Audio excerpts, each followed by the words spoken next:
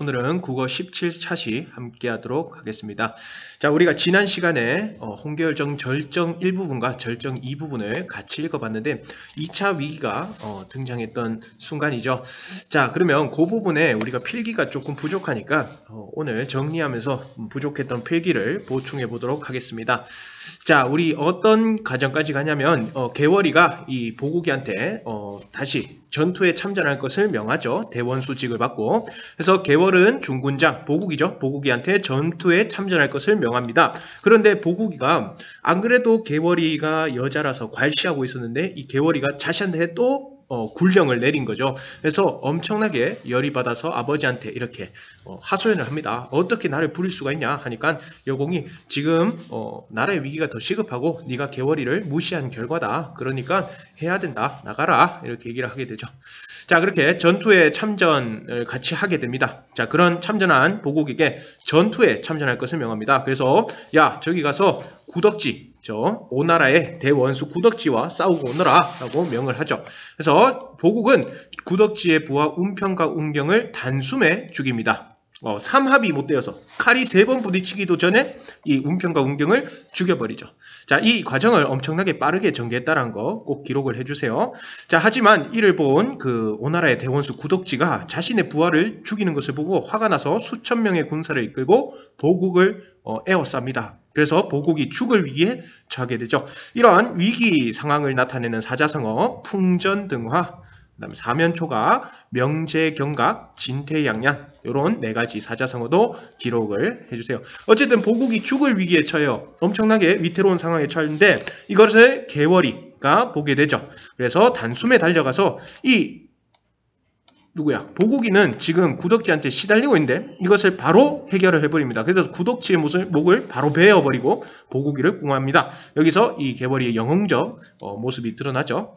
자, 또한 몸을 날려서 적진의 장수 50여 명과 군사 1000여 명을 죽여요. 남자도 힘든 일인데 여성이 해냅니다. 맞죠? 거기다가 한 명이 1050명을 죽인다. 솔직히 과장이 들어가 있는 거죠. 과장이 들어가 있고 비현실적인 요소입니다. 자, 근데 이런 과장과 비현실적 요소는 고전 소설에 정말 많습니다. 왜? 그 영웅의 비범성을 드러내기 위해서. 그래서 이 부분에서 개월의 비범함이 강조되더라. 자, 또 요것도 적어주세요. 남성보다 뛰어난 여성의 면모가 부각되죠. 보국은 위기에 처하는데 이것을 개월이 단숨에 해결을 합니다. 여기서 마찬가지 남성 중심 사회에 대한 비판이 담겨 있는 것이다 하는 겁니다. 자, 계속 읽어볼게요. 자, 이후 보국을 구한 뒤에 개월이는 자신을 이때 동안 업신여겨 왔었죠. 마치 여자라고 괄시했던 그 보국이를 조롱합니다. 아직도 나를 업신여길 수 있겠냐? 라고 하면서 얘기를 합니다. 자, 요것도 마찬가지 가부장적 사회에서 벗어난 여성영적 면모를 보입니다. 자, 그래서 이러한 소설 홍계열전을 읽었던 당대 여성들은 대리만족을 했겠죠. 왜? 현실에서는 남자들한테 억압당하고 무시당하고 있었는데 이 소설 속에서는 여자가 뛰어난 활약을 펼치고 또 남자를 오히려 조롱하는 모습을 보이잖아요. 그래서 소설을 읽던 당대 여성들은 대리만족을 느꼈을 것이다. 자, 이 의미가 무슨 의미냐면 이 조선 후기 시대 때요.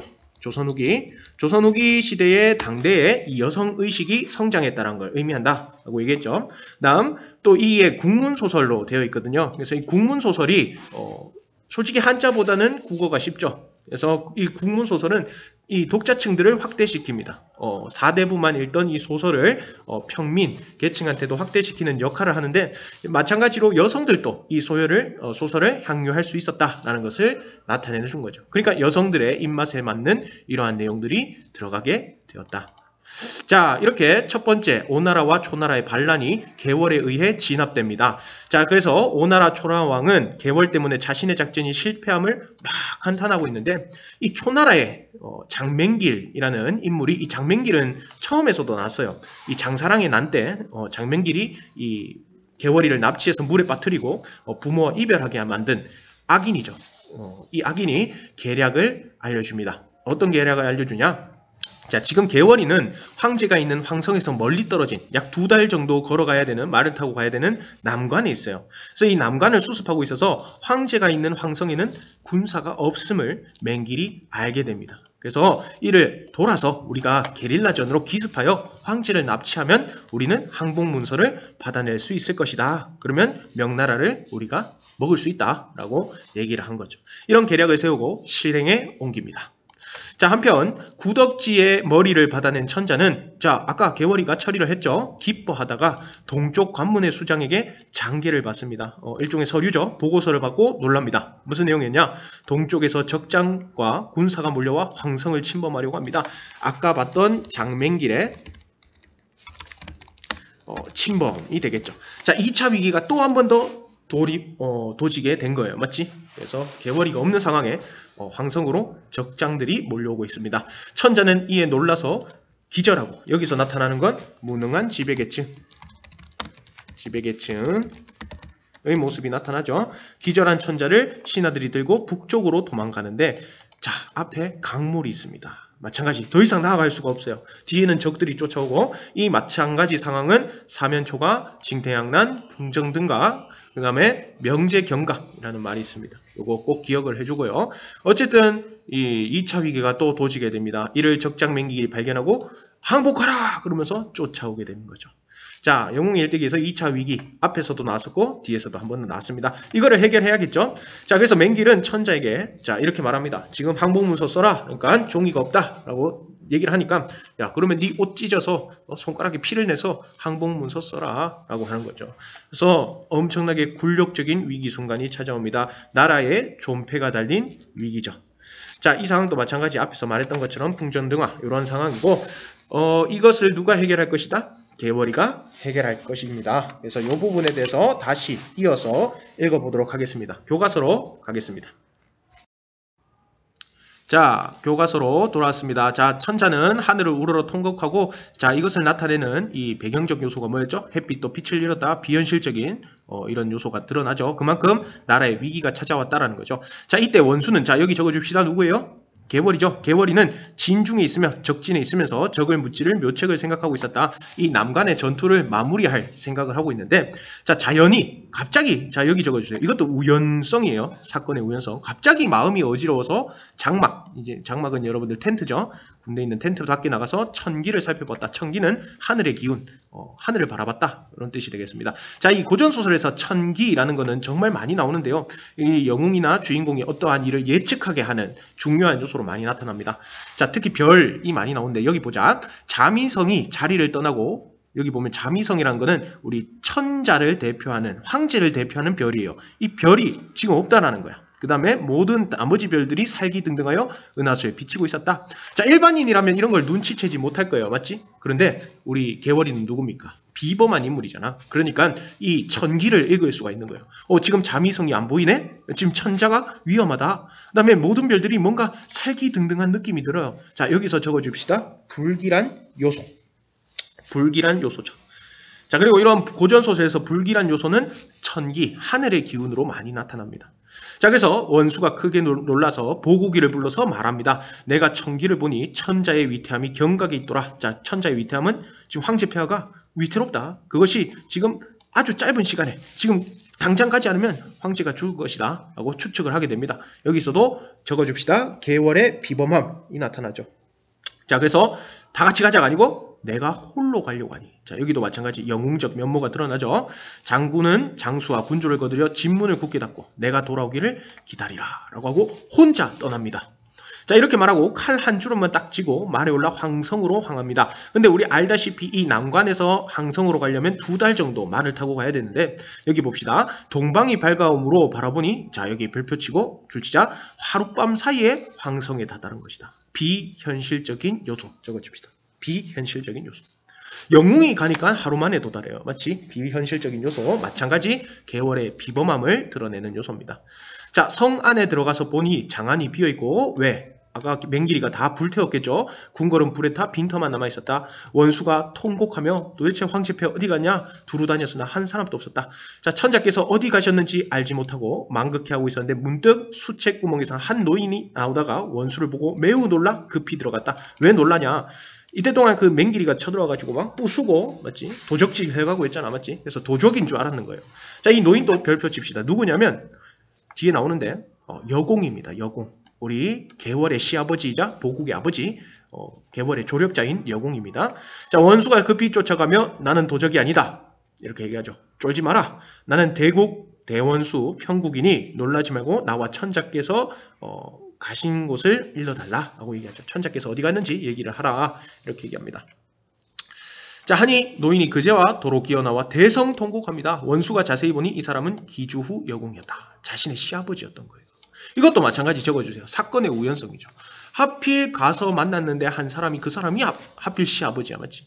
이유는 없어요. 그냥 도와주기 위한 거죠. 개월에게 천자가 어디 갔는지 도와주기 위한 역할일 뿐, 왜 그랬는지, 왜 나왔는지는 이유가 없습니다. 자, 급히 말에서 내려 땅을 엎드려 통곡하였다. 시아버님은 무슨 연유로, 맞지? 아버지께서 여기 계시니까 이 수채구멍에 몸을 감싸고 있으며 소부의 부모와 시부모님은 도대체 어디로 피난하시는지 아시나이까? 라고 합니다. 우리 부모님은 어디 갔어요? 라고 묻죠. 여공이 원수의 옷을 붙들고 울며 말했다. 뜻밖에도 도적이 들어와 대궐에 불을 지르고 노략하더구나. 노략은 우리 훔치는 이름 말하죠. 노략질. 그래서 장안의 백성들이 도망하여 갔는데 나는 갈 길을 몰라 이 구멍에 들어와 피난했다. 나는 그때 너무 난리가 나서 혼란스러워서 이 구멍에 들어와 피난했다. 사돈 두 분과 이 시무가 간 곳은 내가 모르겠구나 라고 얘기를 합니다. 자, 이렇게 말하고 통곡한 이 원수가 위로했습니다. 설마 만나 뵈올 날이 없겠나이까? 다시 만날 수 있다 라고 얘기하죠. 자, 황상께서는 어디가 계시나이까? 이렇게 말합니다. 황제는 어디 갔습니까? 라고 묻죠. 그러니까 여공이 여기서 숨어서 보니 한 신하가 천자를 얻고 북문으로 도양해 천태령을 넘어간데 그 뒤에 도적이 따라갔으니, 이거 누구예요? 맹길이죠. 맹길이가 따라갔으니 천자께서 반드시 위급할 것이다. 원수가 크게 놀라 말했다. 천자를 구하러 가니니 아버님은 제가 돌아오기를 기다리소서, 잘 몸을 보존하소서 이렇게 얘기하고 천자를 구하러 혼자 갑니다. 그래서 천태령을 넘어가고요. 순식간에 한수 북쪽에 다다라서 보니 심리 모래사장에 적병이 가득하고 항복하라는 소리가 산천에 진동하고 있었다. 이 산천에 진동하는 것도 과장법이죠. 그만큼 지금 사건이 위급하다라는 걸 나타내는 겁니다. 자, 보니까 천자가 막 꿇어앉고 있고 모래사장에 막 적병 장맹길의 그 부하들이 둘러싸고 있는 상황입니다. 그래서 항복하라 이런 소리를 하고 있는 거죠. 자, 원수가 이 소리를 듣자 투구를 고쳐 쓰고 우레는 천둥이죠. 천둥같이 소리치며 말을 제쳐 달려들어 크게 호롱했다. 와, 이제 나타난 거죠. 영웅의 업적을 달성하려고. 적장 맹길은 나의 황상을 해치지 말라. 나의 황제를 해치지 말라. 편국이 여기 왔노라. 호령합니다. 자, 이에 맹길이 두려워하죠. 왜? 개월이가 어떻게 왔지? 이런 생각이겠죠. 말을 돌려 도망하니 원수가 크게 호령하며 말했다. 네가 가면 어디로 가겠느냐? 도망가지 말고 내 칼을 받으라. 라고 하면서 영웅적 업적을 달성하려고 달려갑니다. 이와 같이 말하며 철통같이 달려가니 원수의 준총마가 주홍 같은 입을 벌리고 순식간에 맹길의 말꼬리를 물고 늘어졌다. 여기도 적어줍시다. 빠른 전개. 자, 원수의 말이 막 입을 벌리면서 말꼬리를 물었어요. 자, 맹길이 매우 놀라 몸을 돌려 긴 창을 높이 들고 원수를 찌르려고 하자 원수가 크게 성을 내며 칼을 들어 맹길이 치니 맹길의 두 팔이 땅에 떨어졌다. 자, 분명히 맹길이가 창을 먼저 들었는데 당한 거는 맹길이죠. 이만큼 영웅의 업적, 비범한 능력을 보인다. 원수가 또 자충우돌에 적조를 모조리 죽이게 되겠죠. 자, 여기 그림 한번 볼까요? 말꼬리 이렇게 물고 있는 장면이 있고요. 이게 개월이죠. 그 다음에 뒤에 맹길이가 당황하고 있는 모습 있죠. 자, 이 죽입니다. 이 나머지 군사들을 모조리 다 죽이니, 자, 여기 별표 칩시다. 피가 흘러서 뇌를 잃었대요. 강을 잃었다라는데 이것도 과장법이 됩니다. 그 다음에 적졸의 죽음은 시체죠. 시체가 산처럼 쌓였다. 산에 비유한데 이것도 과장입니다. 그래서 과장법과 비유적 표현을 통해서 뭐를 드러내고 있을까요? 마찬가지 개월의 비범한 능력을 드러내려고 했다. 다시 한 번 더. 과장법과 비유법을 통해 개월의 비범한 능력을 드러내려고 했다. 어쨌든 이 수많은 맹길의 군사들과 맹길을 해치웁니다. 자, 이때 천자와 신하들이 넋을 잃고 어찌할 줄 모르고 천자께서는 이제 곧 손가락을 깨물려고 하고 있었습니다. 왜? 이제 끝났다고 생각했으니까. 아직 개월이를 발견 못했는가 봐요. 맞지? 자, 그래서 원수가 급히 말에서 내려 통곡하며 여쭈었다. 폐하께서는 옥체를 보증하시옵소서. 옥체는 임금의 몸을 말하죠. 자, 편국이 왔나이다. 문제를 해결합니다. 천자께서 혼미한 가운데 편국이라는 말을 듣고 한편으로 반기며 한편으로 슬퍼하며 원수의 손을 잡고 눈물을 흘리며 말씀하셨다. 원수가 옥체를 구호하니, 여기서 옥체는 임금의 몸이라 했지, 구조하니 이윽고 천자께서 정신을 차리고 원수에게 치하하셨다. 치하는 말해야 될까? 칭찬이라고 해야 될까요? 상을 주셨다. 짐이 모래사장에 외로운 넋이 될 것을, 내가 이제 모래사장에서 죽을 것을 네 덕으로 이 사직을 안보하게 되었다. 사직은 선생님이 말했죠. 한 나라, 나라를 의미한다고 보면 됩니다. 종묘사직, 안보는 지키게 되었다. 자, 원수의 은혜를 무엇으로 갚으리요 하니 그러면서 이렇게 말합니다. 원수는 이 만리변명에서 어찌 알고 짐을 구했는고? 라고 하죠. 너 저 남간에 있었는데 어떻게 알았어?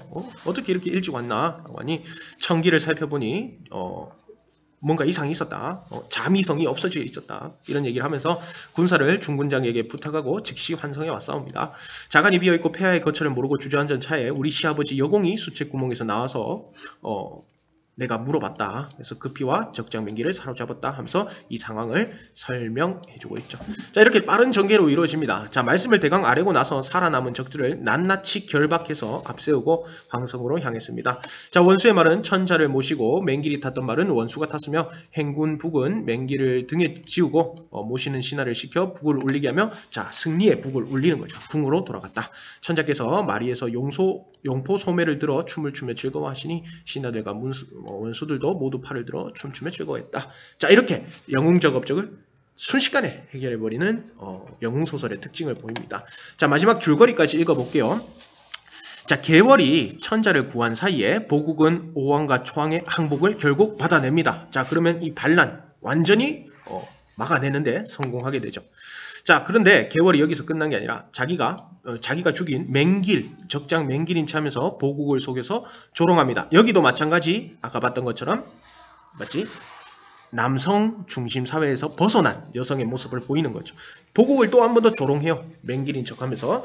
자, 그러면서 보국이 당연히 쫄겠죠. 맞지? 여기에 대해서 계월이가 이런 모습에도 쪼는구나. 너는 참 남자가 참 여자에도 비할 바가 못되겠구나 이렇게 조롱을 하니 보국은 드디어 모든 면에서 자기보다 우월한 이 계월의 능력을 인정하게 되죠. 이것도 중요합니다. 보통 남성이었으면 인정했겠어요? 아니죠. 소설이니까 가능한 거겠지. 그래서 당대 여성들의 대리만족을 이끌어냈다. 그래서 남자한테 인정받은 여성이 되는 거죠. 자, 그래서 둘의 갈등은 해소됩니다. 급격하게 마무리되죠. 두 차례에 걸친 국가의 위기를 개한 계월은 대사마 대장군의 자기를 받는다. 아마 대원수직보다 훨씬 높은 직위일 거예요.